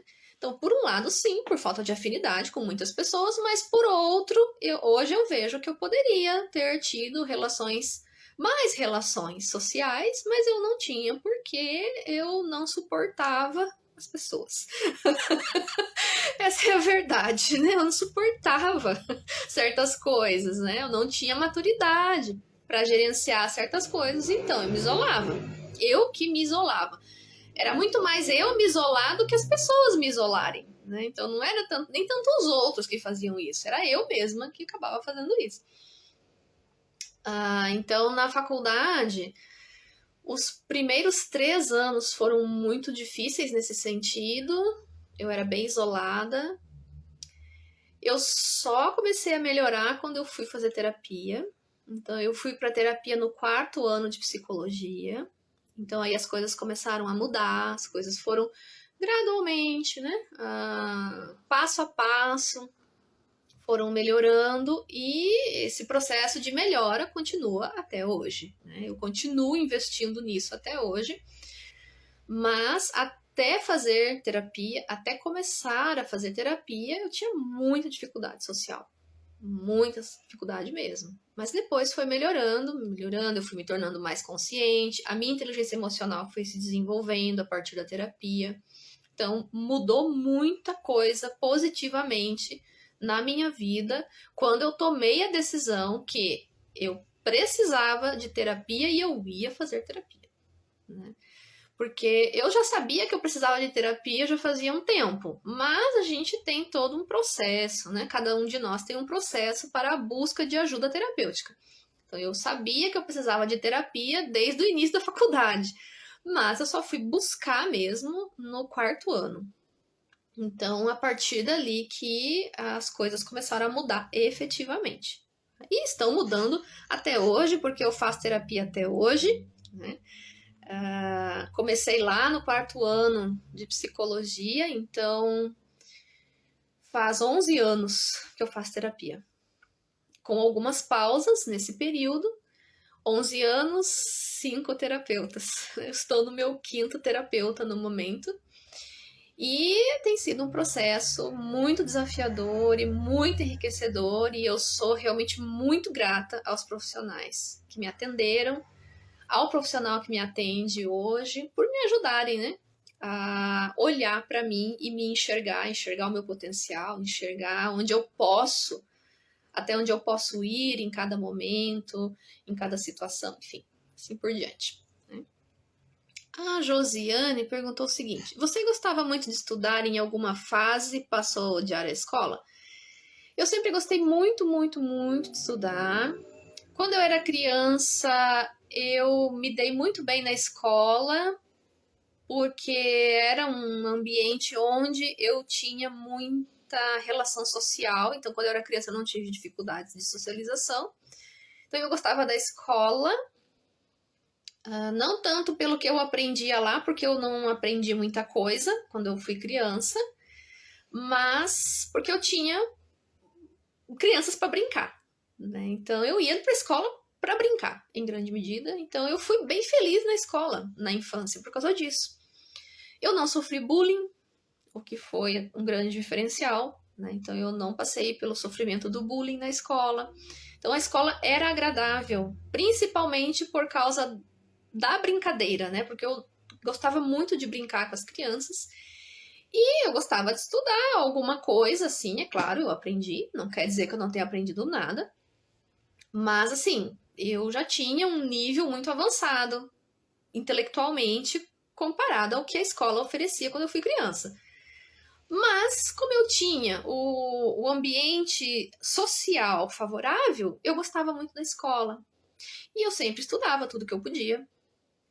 Então, eu não cheguei a ter essa aversão à escola, mas por causa que eu tinha um contraponto, né? Eu tinha um contraponto social. Então, a escola era legal por causa disso, mas não necessariamente por causa do conteúdo, porque de conteúdo eu sabia muita coisa, né, daquilo que era ofertado. Aqui também tem mais uma pergunta que é assim: você acredita que a não adequação curricular pode acarretar em transtornos emocionais mesmo quando a criança não é um aluno problema? Por exemplo, quando tem perfil de bom aluno? Sim, sem sombra de dúvida. Inclusive, tem estudos científicos sobre isso já. Né? Que a falta de atendimento às necessidades educacionais especiais da criança superdotada, do adolescente ou mesmo do adulto, pode sim, em alguns casos, não quer dizer que seja para todos, mas a depender de uma série também de outros fatores, incide nessa questão da criança se tornar um problema, sendo que ela não é. Né? Não era para ela ser um problema, mas ela acaba se tornando um problema e tendo sim questões emocionais envolvidas. Então aqui a gente pode pensar que talvez não seja só a questão da adequação curricular em si, pode se somar a vários outros fatores, mas esse é um deles. Né? Porque aqui, por exemplo, a gente vai ter a questão do tédio, né? A criança entediada na escola. E isso pode gerar um sofrimento emocional para ela. Né? E a falta de novidade, a falta de poder expressar sua criatividade, assim por diante. Então, um somatório, né, que está aqui na questão da adequação curricular. A falta de desafio, que por sinal é uma necessidade primordial na nossa vida. Nós precisamos ser desafiados. Porque se a gente não tiver desafio, a gente entra num sofrimento psíquico. Isso gera sofrimento para nós. Então, sim, sem sombra de dúvida. E, inclusive, tem, como eu disse, já tem estudos, eu já vi alguma coisa nesse sentido. Estudos mostrando essa correlação, né? Deixa eu ver se tem mais alguma questão, senão eu volto para as questões que estavam nos comentários anteriores. Aqui temos sim mais uma. Se a psicóloga não é especialista no assunto, a superdotação pode passar despercebido? Com certeza. Pode não, passa. em grande proporção. Infelizmente, né? Infelizmente, não só pode, como passa. Passa despercebida. Se a pessoa não tiver nenhum conhecimento, nada, ela pode estar com uma criança visivelmente superdotada na sua frente e não perceber. E ainda pode até achar que é outra coisa.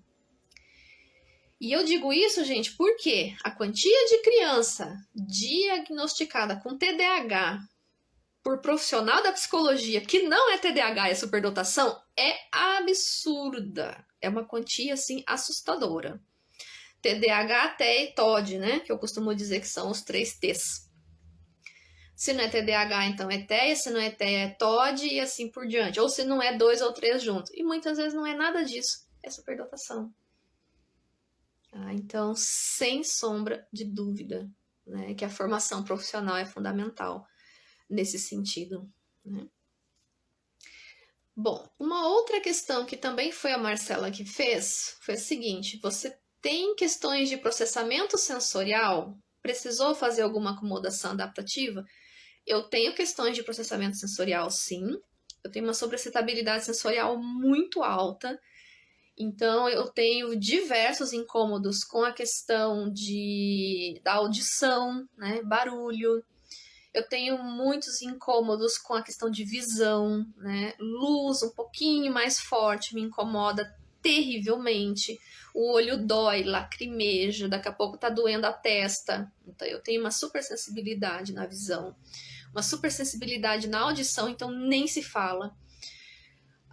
Tátil também, né? No corpo, na pele, eu tenho uma sensibilidade muito grande. Então, sim, eu tenho essa questão do processamento sensorial no sentido de uma sensibilidade muito alta, mas eu não necessito necessariamente de uma acomodação adaptativa num sentido assim mais, como eu posso dizer, de precisar, por exemplo, de um profissional para me ajudar nisso, ou de algo nesse sentido. Não chega a isso, mas eu preciso de estratégias que eu mesma preciso resolver. Por exemplo, se o local tem muito barulho, eu preciso, se eu puder, eu preciso me afastar. Eu tenho aquele abafador de ouvido. Então, por exemplo, se eu vou fazer uma viagem de ônibus, eu levo o abafador, porque aí eu ponho o abafador, o motor do ônibus não me incomoda tanto, porque abafa, entende? Coisas assim. Então, eu preciso de acomodação adaptativa? Preciso, mas são coisas mais pontuais do dia a dia que eu mesma consigo fazer. Mas é sofrido, é muito sofrido. Eu sofro bastante com coisas que outras pessoas não sofrem. Né? Outras pessoas eu vejo que para elas está tudo bem, mas para mim não está. Para mim gera muito sofrimento, muitas coisas, principalmente a questão auditiva, a visual, a tátil. Tem a questão também com cheiros, mas ainda eu vejo que cheiros não é tanto que nem as outras coisas e o paladar também não é tanto. Mas é bastante sofrido mesmo assim. Bem sofrido.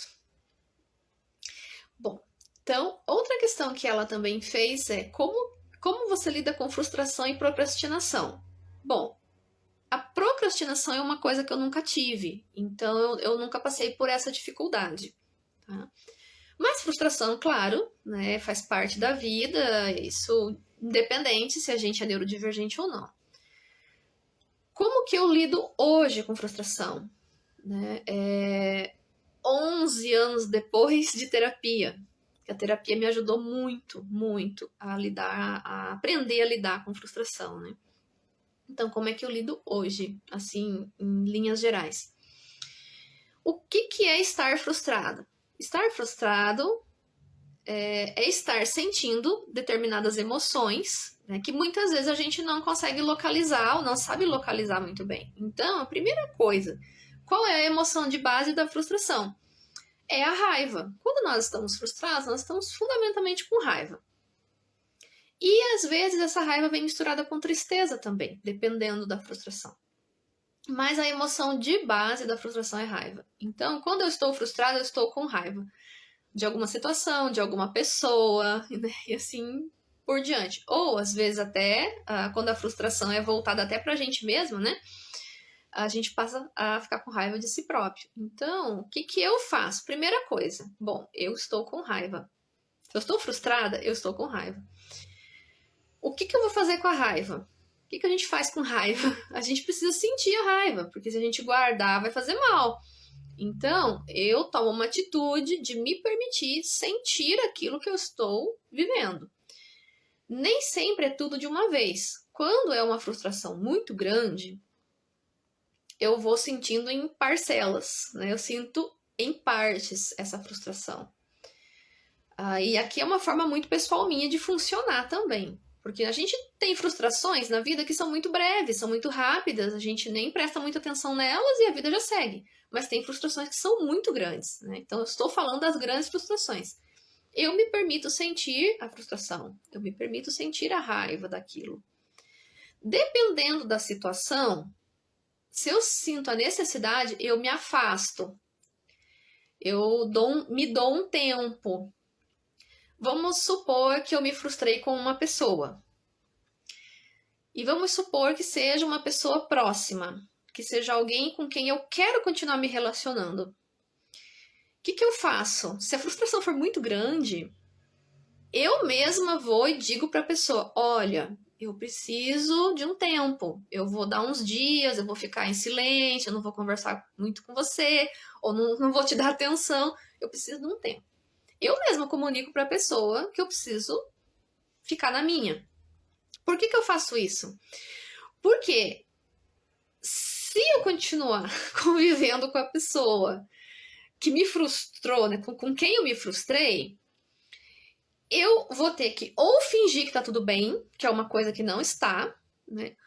Ou eu vou muitas vezes falar o que eu não devo e o que eu não quero, porque depois eu vou ver que eu não quis falar aquilo que eu falei. Então, para evitar isso, eu dou um tempo. Mas aqui é uma situação muito específica, tá? Por exemplo, quando eu me frustro com alguém que eu gosto e que é uma pessoa próxima, que eu tenho um convívio mais de perto.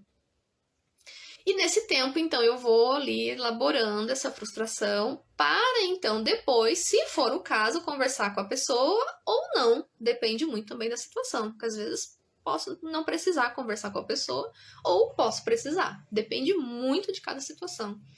Então, eu lido assim com as frustrações em geral, né? Eu me permito senti-las, eu sei que eu estou sentindo raiva e eu me permito essa emoção, que é muito difícil pra gente se permitir sentir as emoções em geral, principalmente a raiva, né? Porque a raiva ela não é bem aceita socialmente, no sentido de que, olha, você pode sentir raiva, né?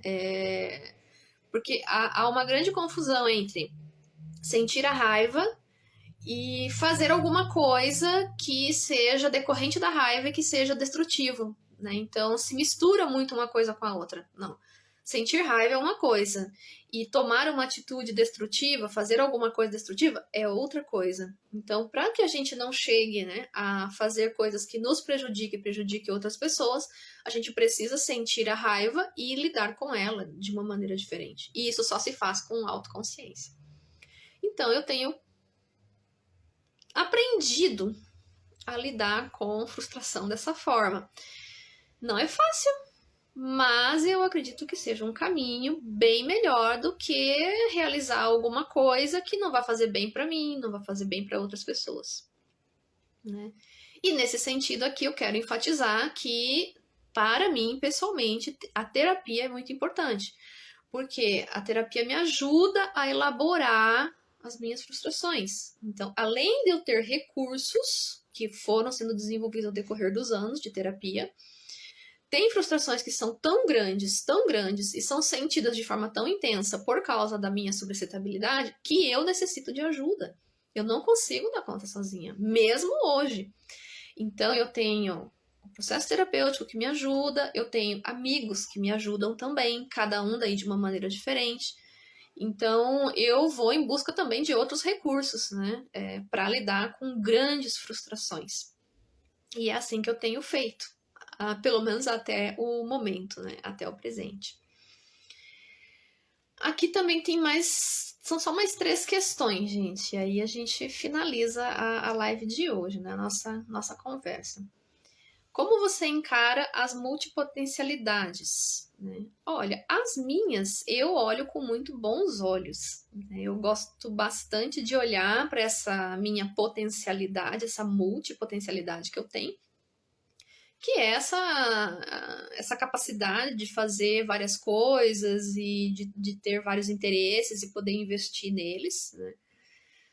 Tem a parte difícil disso, que é muitas vezes os interesses entram em conflito, então é preciso escolher, porque não dá para realizar tudo, não dá para fazer tudo que eu gostaria, não há tempo suficiente, né? Não há tempo cronológico suficiente para tudo isso, tudo que eu tenho de interesse que eu gostaria.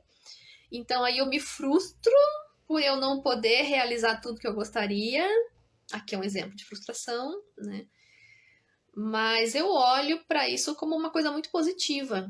É muito bom ter opções para poder escolher. Olha, eu vou fazer isso, Por mais que eu gostaria de fazer mais um monte de coisa, eu não vou poder, tá? Isso é frustrante, mas eu tenho opções.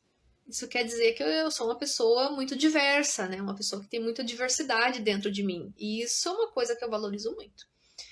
Então, por exemplo, eu escolho investir na ciência, né, dentro da minha área de estudo. Eu escolho investir nas línguas, né? Eu escolho investir nas relações sociais. E tudo isso tem a ver com a minha multipotencialidade. Tem uma infinidade de coisas que eu gostaria de fazer também, mas acaba não dando, porque de fato não é possível, não há tempo para tudo, né? Mas tem coisas que eu ainda quero fazer futuramente, que não estou podendo fazer agora, porque faço outras escolhas, mas que eu tenho vontade de investir no futuro, né? Então, quem sabe? A gente vai também mudando as nossas escolhas ao decorrer do tempo. Mas eu vejo de forma muito positiva a potencialidade. Tem as dificuldades? Tem. Mas aí a gente conseguindo ajustar essas dificuldades com uma autorregulação melhor, nossa, eu acho que a multipotencialidade é uma coisa assim fantástica. Né? Pelo menos na minha vida ela é, apesar, claro, das frustrações envolvidas, né? Mas enfim, faz parte. A nossa penúltima questão, então. Você integra algum grupo de apoio ou associação para pessoas com altas habilidades? Um grupo de apoio, aqui eu não sei se seria no sentido terapêutico ou num sentido mais educacional, né? Mas não nesses sentidos, tá? E associação, eu faço parte do Conbras, né, que é o Conselho Brasileiro, né, de Superdotação aqui no Brasil. Então, em termos de associação, o Conbras, né? Mas dentro da ciência, eu sou membro, né, de grupos de pesquisa. Um grupo de pesquisa na Unicentro, né, que é a Universidade Estadual do Centro-Oeste, em Guarapuava, no Paraná, que é onde eu morava.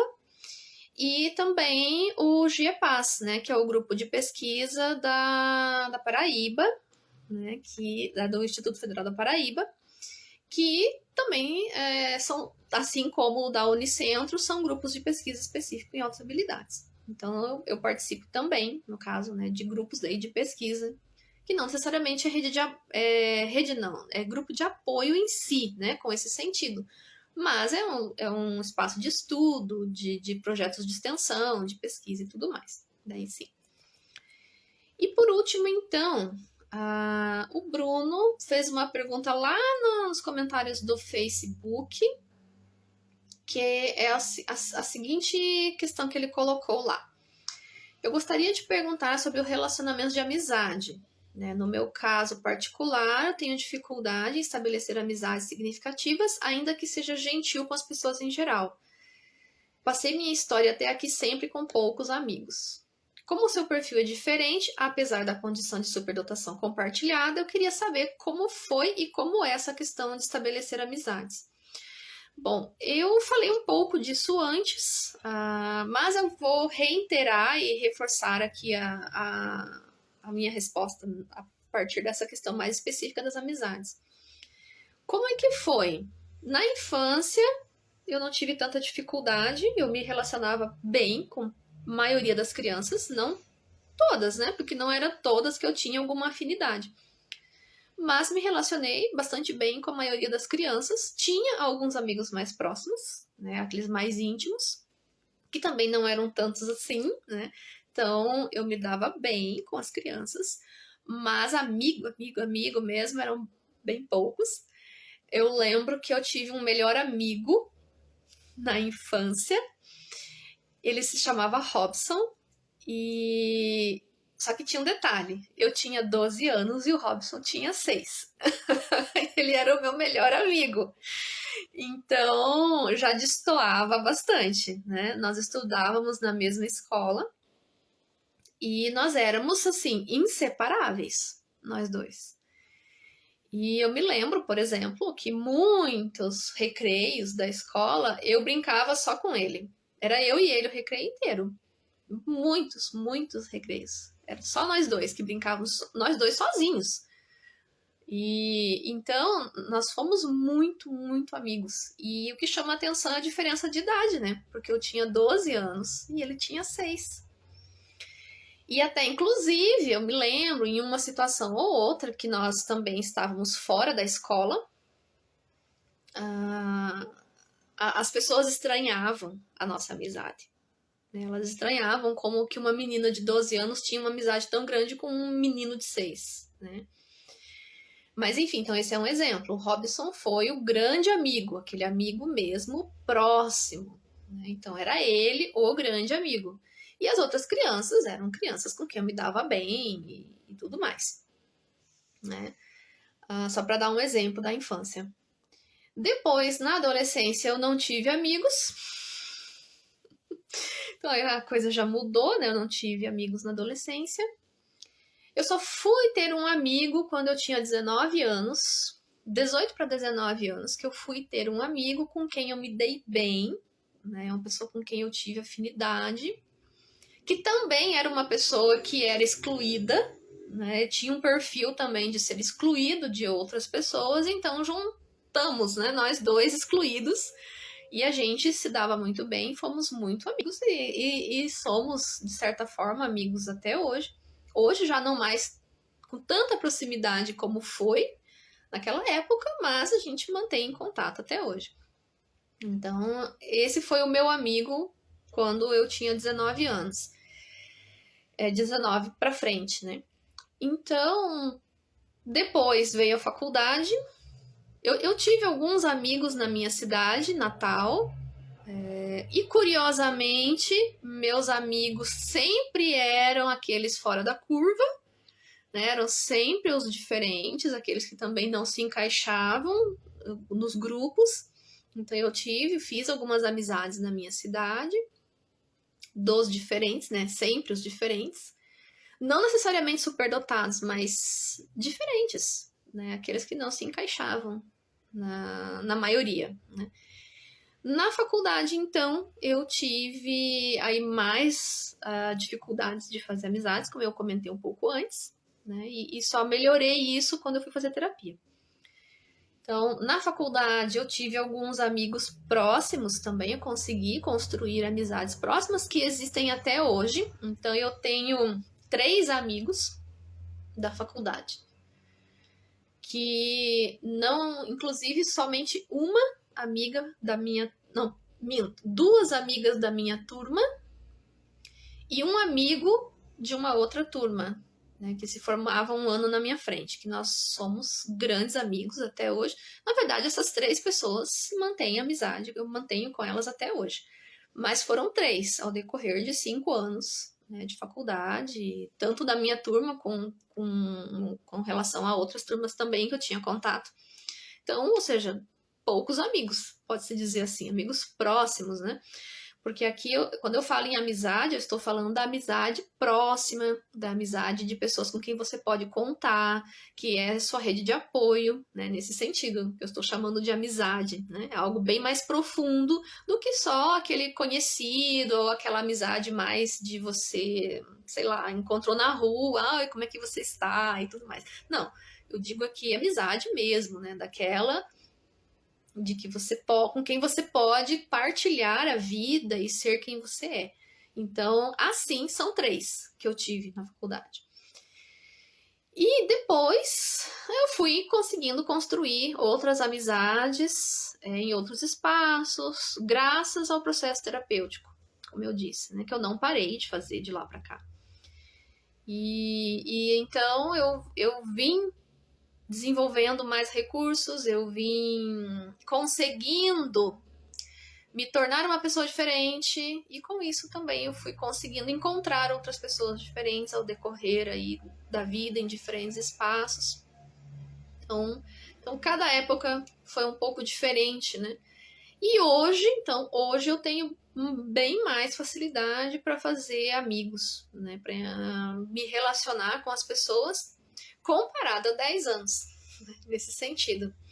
Então, hoje eu tenho mais recursos, tenho mais maturidade, eu consigo gerenciar melhor algumas coisas e isso me permite também conseguir me relacionar melhor e até mesmo encontrar pessoas por aí no mundo, né? Vamos dizer assim. Bom, e aqui a gente tem uma última questão que está aqui nos comentários, que é a seguinte: e quando você não tem dificuldade, mas não encontra ninguém interessante? Bom, eu tento variar os lugares. Se eu não encontro ninguém interessante naquele ambiente que eu estou, eu tento encontrar. Na verdade, eu vou em busca de outros ambientes, né? E hoje existe uma possibilidade muito maior, que é a própria internet. Você consegue se relacionar com pessoas de muitos lugares diferentes, né? Aqui só para falar dessa questão virtual, quando não é possível geograficamente, por exemplo. É isso que eu quero dizer.